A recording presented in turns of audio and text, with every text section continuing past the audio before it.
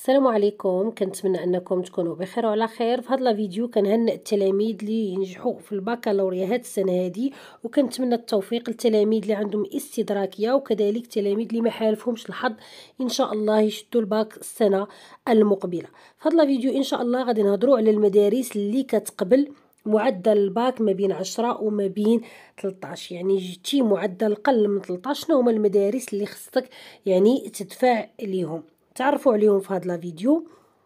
كاينه المدرسه العليا ديال التكنولوجيا الويستي، كاينه لافيستي كليه العلوم والتقنيات، كاينه شهاده التقني العالي BTS، كاينه المعهد العالي للمهن التمريضيه وتقنيات الصحه إسبيت.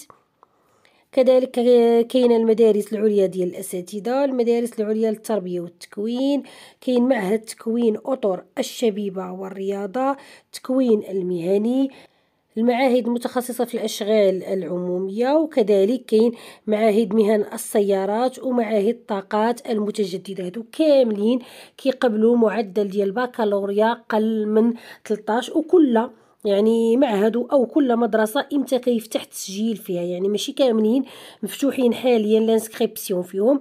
كاين مدارس اللي تحلوا انك تسجل دابا، وكاين مدارس اللي هما باقين. يعني ينفع غتكتب الاختصار، مثلا كتب ويستي انسكريبسيون 2025 غيطلع لك واش تحل هاد التسجيل هاد السنه هادي او لا. المهم خذوا فكره عليهم، وديك الساعه شوفوا نتوما الميولات ديالكم فين غادي تديكم، وبالتوفيق للجميع.